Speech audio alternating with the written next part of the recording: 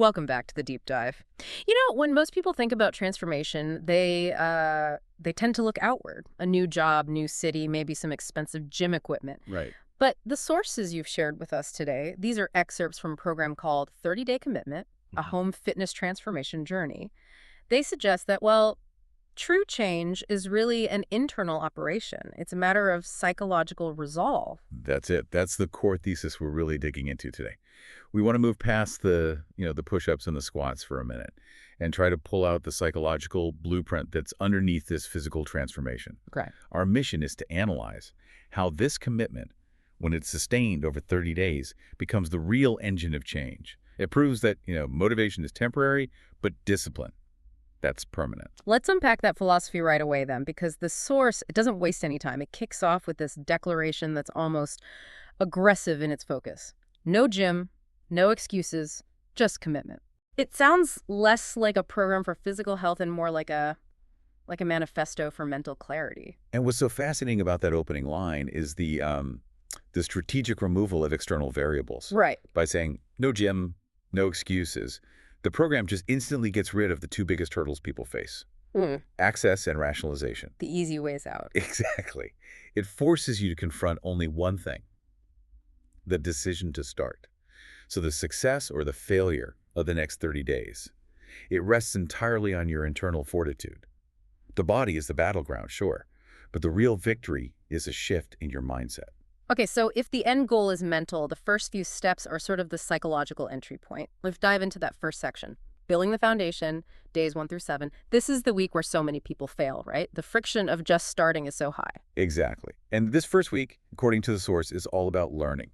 Not just learning how to do a perfect squat, but learning the foundational behavior that's required to support the next 3 weeks.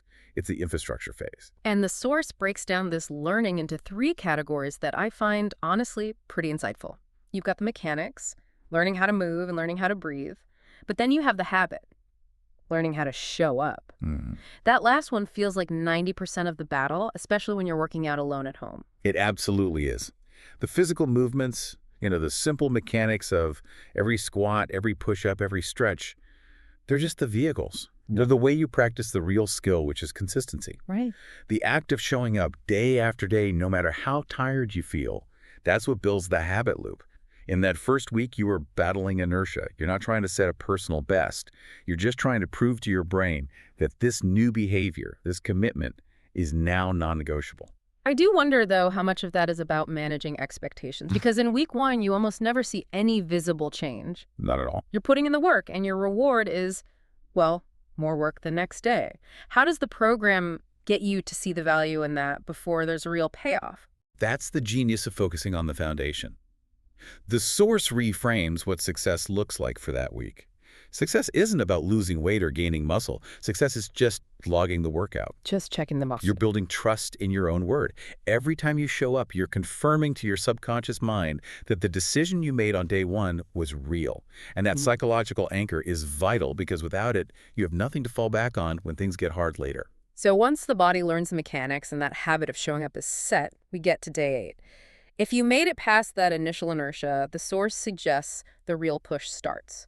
You shift from learning to adapting. What does it say about that second week strength is built, days 8 through 14? This is the reward phase for that early consistency. Okay. The source uses this really active, almost celebratory language to describe it.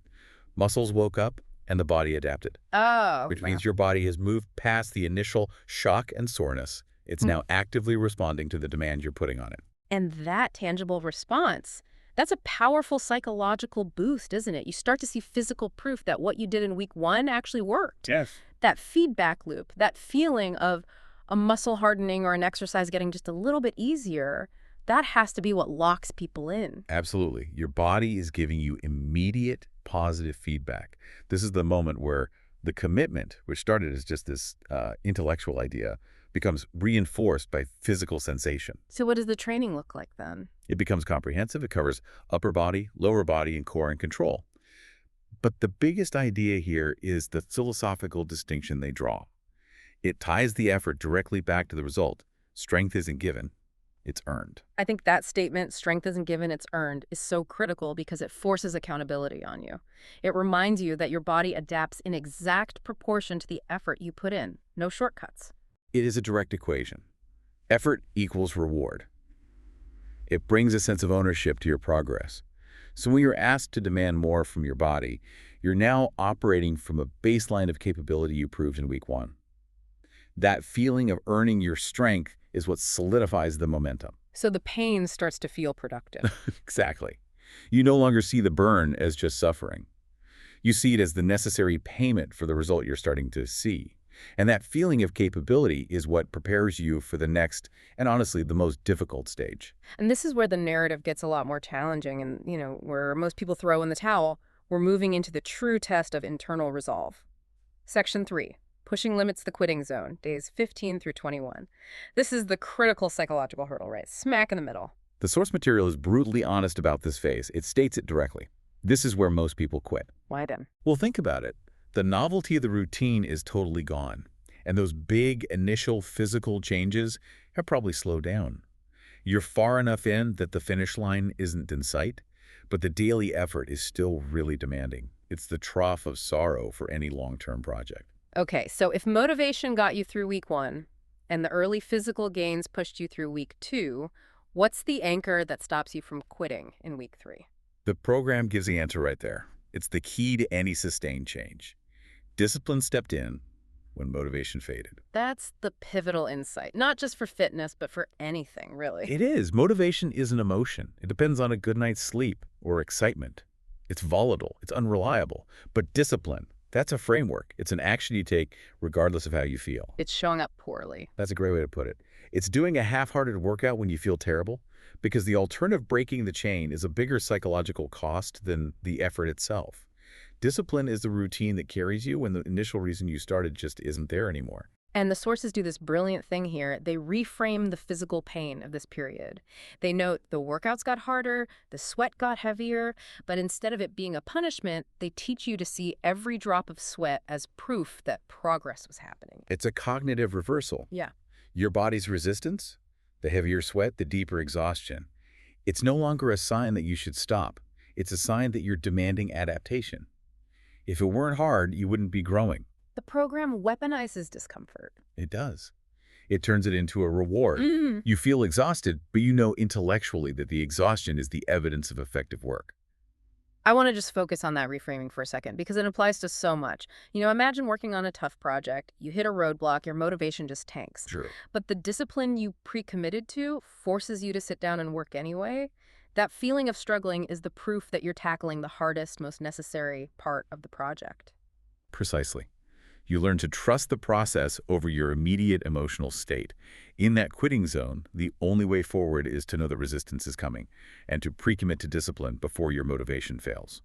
If you can push through day 15 to 21, you've fundamentally changed your internal definition of resilience. You've proven you can do hard things even when you don't feel like it. Exactly.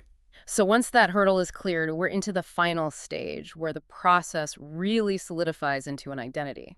Peak performance in the final test, days 22 through 30. What's happening in this penultimate week, days 22 to 28? This is the transformation from an act into a state of being. The source material notes that your movements are now sharper, your control is better, and the whole thing is transitioned from being just exercise to becoming a lifestyle. Your new normal. Your body is operating at a new, higher baseline, but more importantly, you've accepted this new level of effort as your new normal. This is where that mind-body connection becomes the central point. The source makes this really profound statement here. A stronger body creates a stronger mind.